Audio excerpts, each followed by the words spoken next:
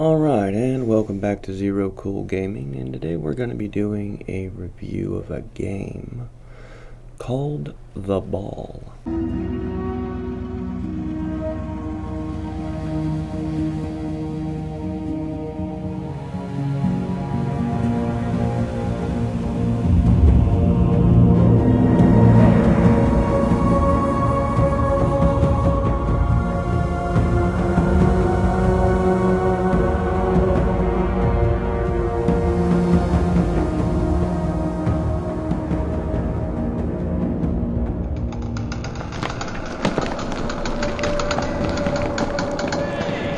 Are you all right? That was quite a fall you took.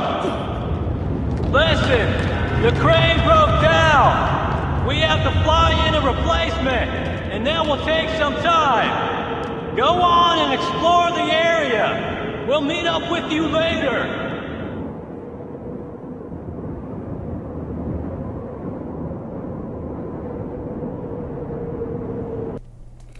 Now, at its heart, this is just a puzzle-solving game. There are some more aspects to it, but that's essentially what this game is. So it starts out with you digging a hole in the side of a mountain with a bunch of other people. And while they lower you down into that hole, the crane breaks. And they have to fly in a new one. And they tell you, well, that's going to take some time. So why don't you go ahead and search around your surroundings, see what you can find. And you do. And you search around the surroundings, and then you fall through a hole. And then you eventually find yourself in front of some type of ruins of an old civilization that has some warnings on the wall about things that happened a long time in the past. And how humans stole the ball and hid the ball, and nobody's supposed to know where the ball is. And then all of a sudden, the ball drops down in front of you. And you start using the ball to solve different puzzles. Now, the problem with that is that you're slowly solving the ball out of its enclosure, its placement of hiding, and you don't know what the results of doing that are going to be. Of course, they tell you that, if you do so, that you'll bring ruin to your home and to the home of those around you. But hey, that was so long ago, there's nothing to fear today, right? So you go around and you solve a bunch of puzzles. And I mean a bunch of puzzles. And they start out rather easy to begin with. I mean, they start out where you just put the ball over and hit a switch, or you rub the ball next to a switch, and you move on to the next section. And then you start having to, move the ball up and down and learn how to open doors while using the ball to move platforms for you or activate platforms that will raise and lift you, things of that effect. And essentially, as you solve each puzzle, the next puzzle's a little more difficult. And this trend continues throughout the entire game. And the puzzles get more and more intricate and more difficult as you go. You have puzzles where you have to use the ball and blocks. You have puzzles where you have to use the ball and blocks, and you have water that rises and lowers to give you access to new areas. And then you're using the ball, the blocks, and trains to solve the puzzles. Well, I guess I should say that the balls, blocks, trains, and other blocks that can be tied around the ball so that you can move those blocks into specific places, specific areas, use them to create stairs, all sorts of crazy things. There's different types of blocks, truly. And then you have switches that you can hit that open up, wheels that turn and counterweights, and as you go, it just continues to get more and more intricate. Truly. And that's really the fun of this game. The whole point is to solve puzzles. And once you get about 30 minutes into it or so, you start having to kill these monkey-like looking things that come after you. And you have to use the ball to kill those too. So there is a little bit of a challenge in that respect, and things that can harm you in this game. Besides all the traps that can harm you. I mean, you got pitfalls, you got spike balls, you've got lava traps, you've got, you name it, every type of trap imaginable. And you do have a life bar.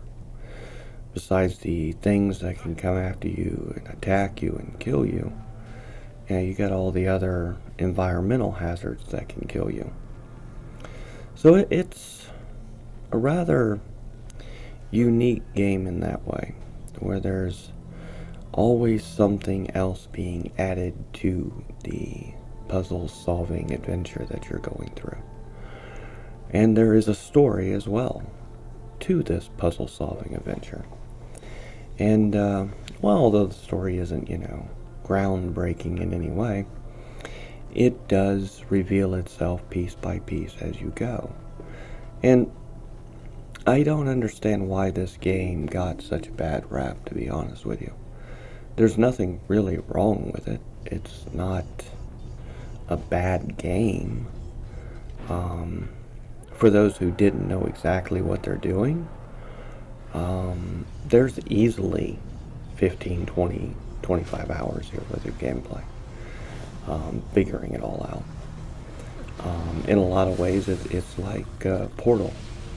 Portal, is like a 5-hour game if you know exactly what you're doing, or less.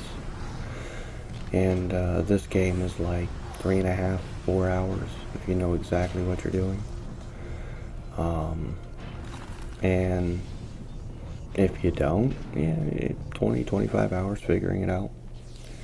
So it all depends on your wanting desire to solve puzzles and how quickly you're able to do that.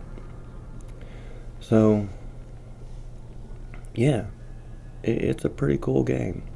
There's really a lot to it, and that's kind of what I like about it. I don't think it should have gotten the bad rap that it did.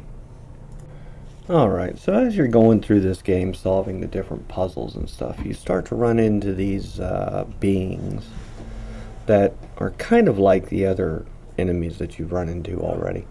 But these guys wear clothes, and they have spears and headdresses, things like that. And they're not enemies that you actually face yet. They just kind of show you what different switches do, or they show you different areas of the map that you're going to need to figure out how to get to, that sort of thing. And you start to realize that there's something else going on here besides, what you're doing. And you really don't have all the information to figure that out. And that's deliberate.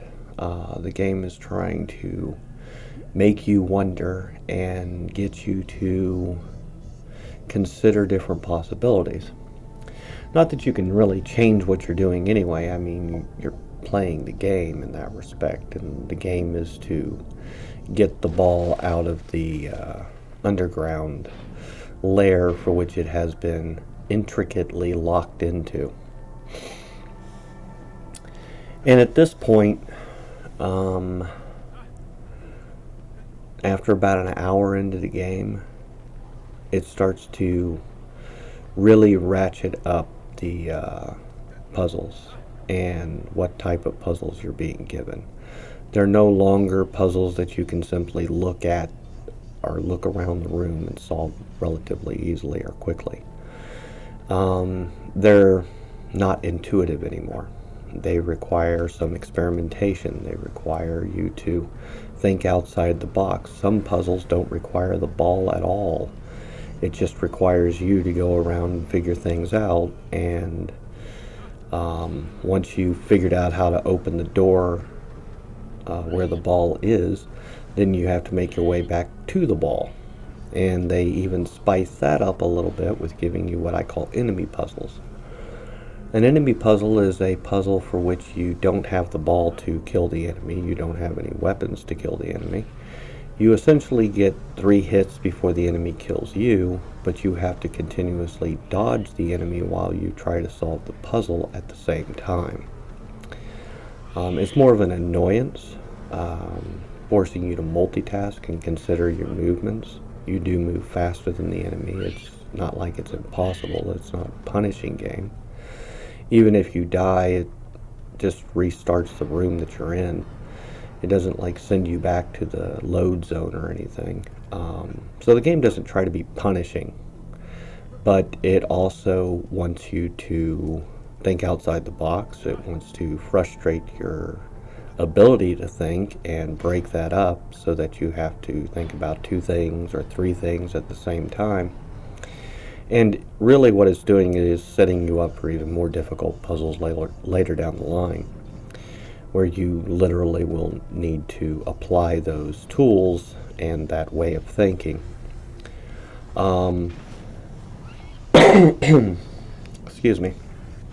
And that's kind of one of the things that I liked about this game. You know, unlike the original Tomb Raider, which was, in truth, it was a puzzle game too, that had a lot of enemies and you had to solve enemy puzzles as well. This game isn't as punishing as Tomb Raider was. I mean, Tomb Raider, when you died, you either went back to the beginning of the level or you went back to a save crystal.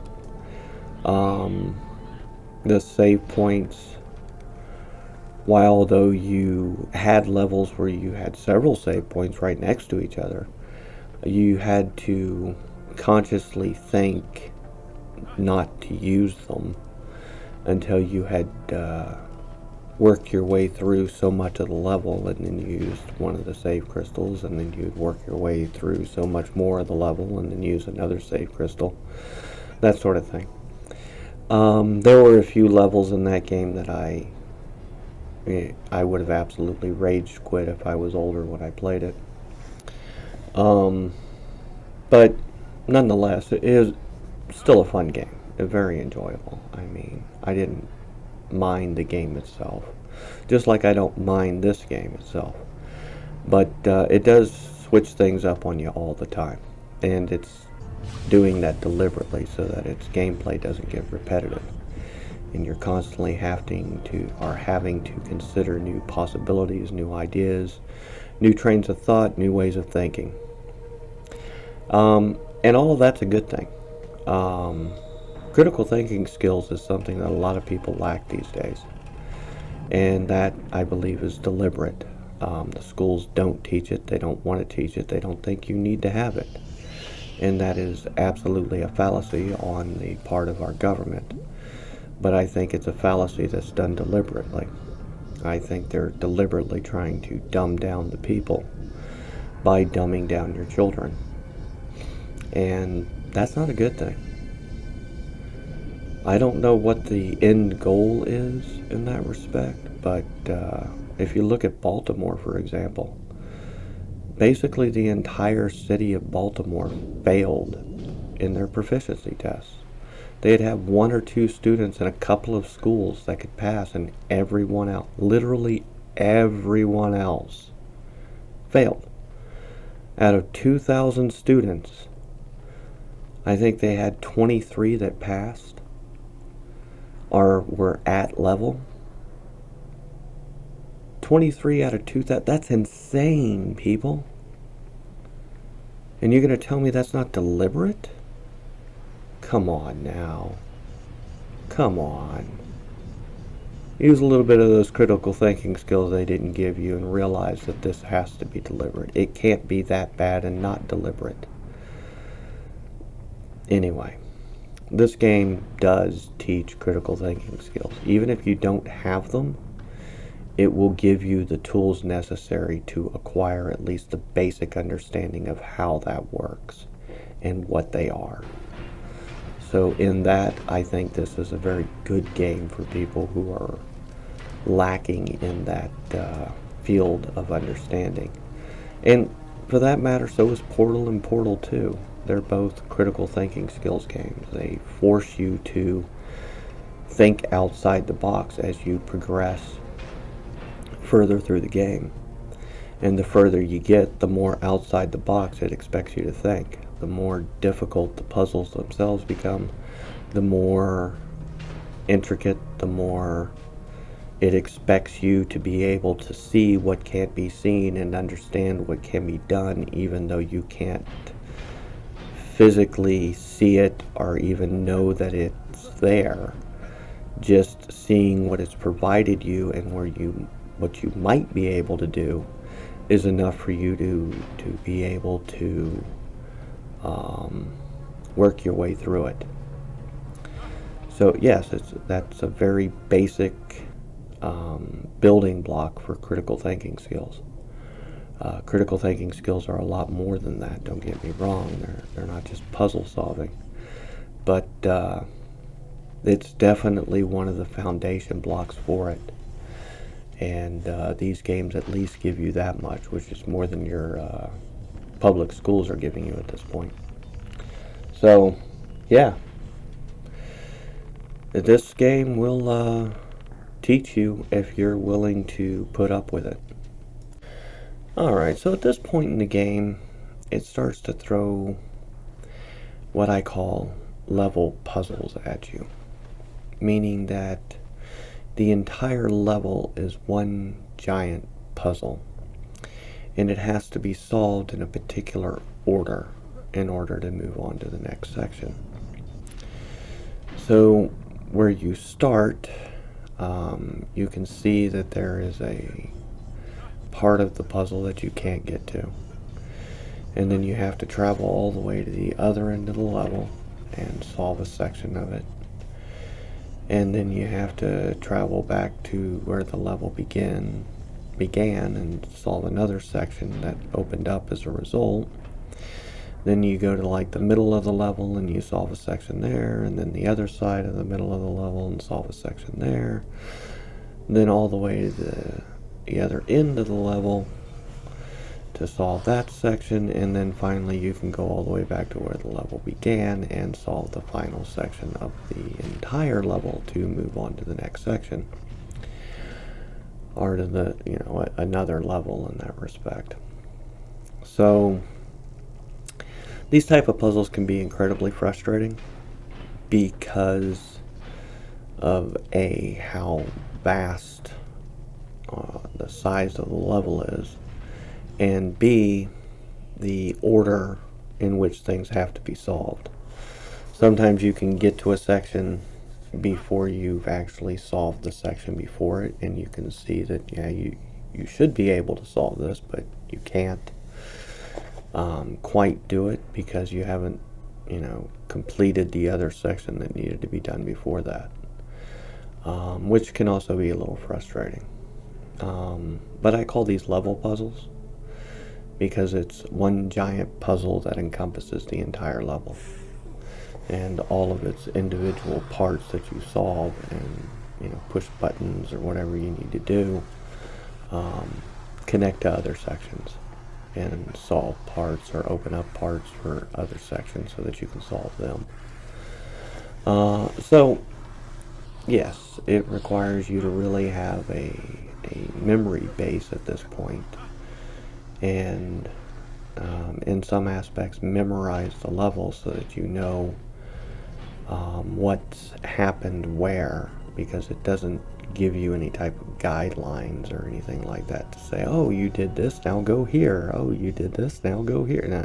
None of that. None of that is it going to give you. But it also gives you some more of the story at this point, where you learn that these beings came here and worked with human beings to protect them from the Shadow Realm creatures, whatever those are, and developed technologies that did exactly that. Sealed off the Shadow Realm creatures from the human race, so that and not just the human race, but theirs as well, so that these Shadow Realm creatures couldn't devour everything. And then something happened, and a plague was released. And as a result of this plague, humans returned to the surface, took the ball and hid it, and then sealed the beings away in the depths so that they could never be released, because they have been infected with whatever this plague is that is really, really bad, to say the least.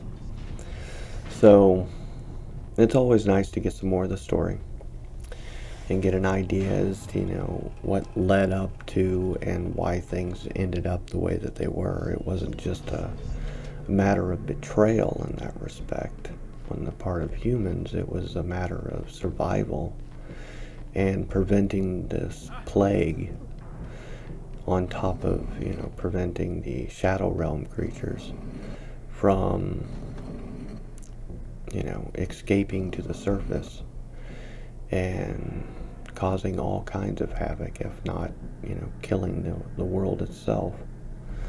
So there's some aspects of this story that are pretty interesting, and some aspects that are just, kind of okay.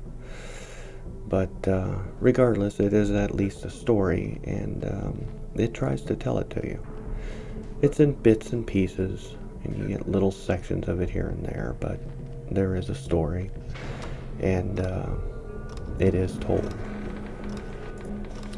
Alright, now the game starts to throw some wrenches into the works, meaning that you still have entire level puzzles to solve, but it starts throwing pathway puzzles at you as well, meaning that the ball is on one path while you're on another, and it's very easy to miss switches that are in the ball's path.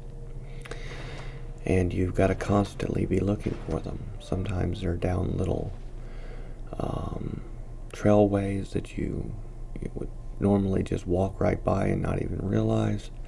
Sometimes they're directly in the ball's path, which makes it easy. And other times they're in the corner. And if you go around the corner too quickly with the ball, you won't hit it at all. So it's definitely making it to where you really have to pay attention to your surroundings and pay attention to what's happening, not only on your pathway and the switches and levers and buttons that you need to push, but what's in the ball's pathway and the switches and levers and buttons that it needs to push. So it's really ramping up the difficulty as far as the being able to recognize and see all the different things that need to be done. And again, things still need to be done in a particular order, and it won't allow you to do things out of order. And the objective is to have you and the ball meet each other at the end of the level so that you can move on to the next. So yeah, it's actually a lot of fun. It can be, like most games like this, kind of frustrating at times, because you don't know what you need to do, and it requires a lot of trial and error in order to figure that out. But once you understand it and you're doing things in the right order and the way that it wants you to, it all comes together rather simply, rather easily. And if you're memorizing the level as you go, you know exactly where you need to go for the next section, and so on and so forth. And you'll be able to meet the ball at the end and move on to the next area, rather than getting to the end and realizing that there's still one gate that's open that are closed in that respect, and the ball is trapped in its upper or lower pathway from you. So, yeah, it's it's a lot to contend with, and it definitely makes you think. It definitely works your brain cells. It wants you to understand that you're not going to just have a walk in the park here. You're going to have to actually think your way through it. Alright, at this point the game starts to take a serious turn for the sinister. It starts to throw boss battle after boss battle with you that have to be solved in very specific ways. The ball is not going to kill your bosses. And then on top of that, it starts giving you different types of enemies. It starts giving you enemy placement designed in such a way to ambush and kill you. And it starts giving you new puzzles, like sound puzzles. So it starts to throw a lot of different things at you all at the same time. It really changes up the type of gameplay that you're doing. And it's no longer a simple throw the ball in direction A and push button in direction B and, meet at point C. No, now it expects you to be able to put all of the different aspects of the level together in your head and figure it out for yourself on what order they need to be done, why they need to be done in that order. The amount of trial and error that you're going to do will vastly increase. The amount of time that you're going to spend on the level at this point is massive, because the level itself is massive. The types of puzzles that you're solving are intricate and difficult, and you really have to understand all the different parts of it before you can even solve it. So you got to go around and figure out what all the different parts are, because they're not in order, and then solve it in the correct order. Yeah, it's really throwing everything it's got at you at this point. Now this is, in truth, the most difficult that it gets. I mean, it doesn't get any more difficult than what you're doing at this point. It does continue to change things up, of course, but it doesn't get any more difficult than this. And in truth, I don't think that if it did continue to get more difficult, that people would be able to solve it, because it would be nonsensical. At this point, it's just barely able to be contained in a way that it is solvable. There's a lot of information you have to remember, a lot of, placements of stuff and where it is, and, level layout, these sorts of things. But it's not unsolvable. It's not too much to keep in your head. It's not like you got to write a map down and then follow the map once you've placed everything on it. And I've played games like that. I mean, Zork was like that. Extremely difficult game. Took years to beat. And you had to draw maps. So it's not that level of difficulty, but it's right on the edge of what you can solve in your head, at least for me. It's really putting my noggin to work at this point.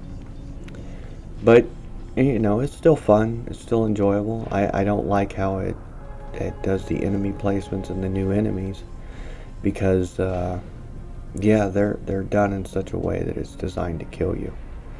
They've gone out of their way to try to kill you at this point. But still within reason, still solvable, still able to be completed. So yeah, it's just a good puzzle game with some well-placed enemies to boot.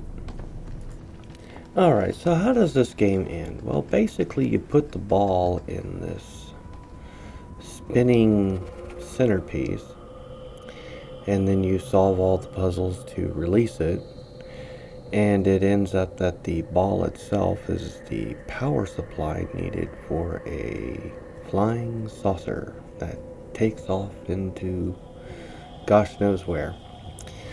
And then you're back where you started.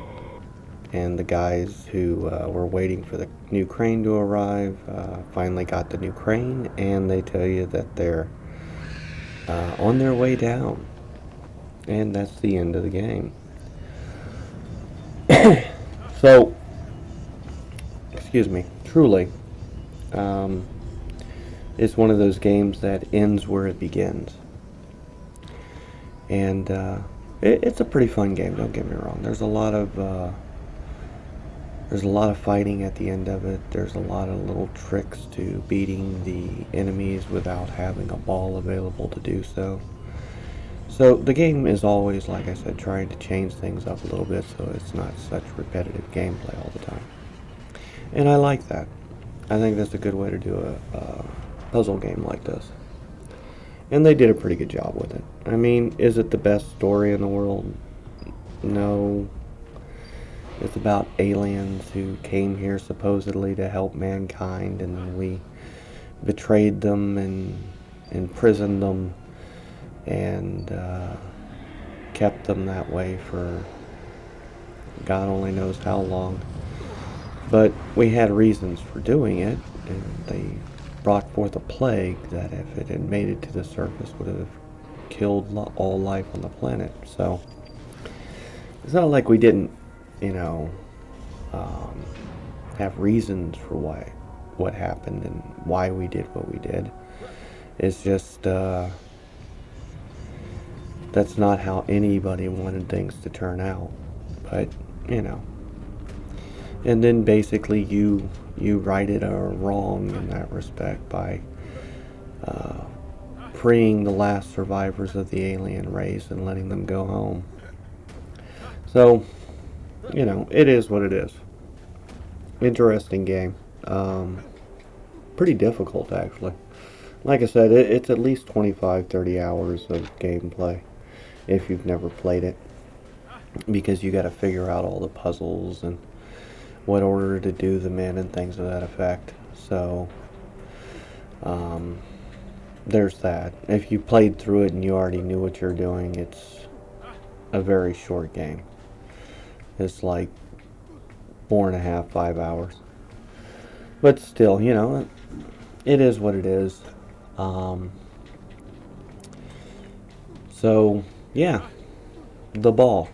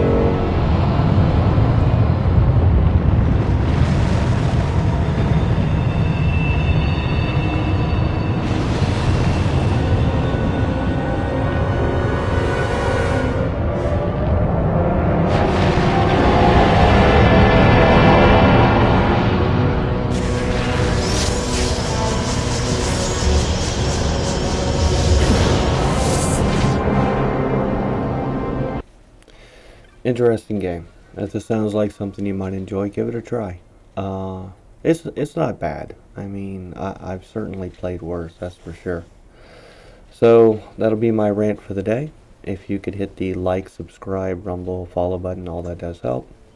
And I'll talk to you later.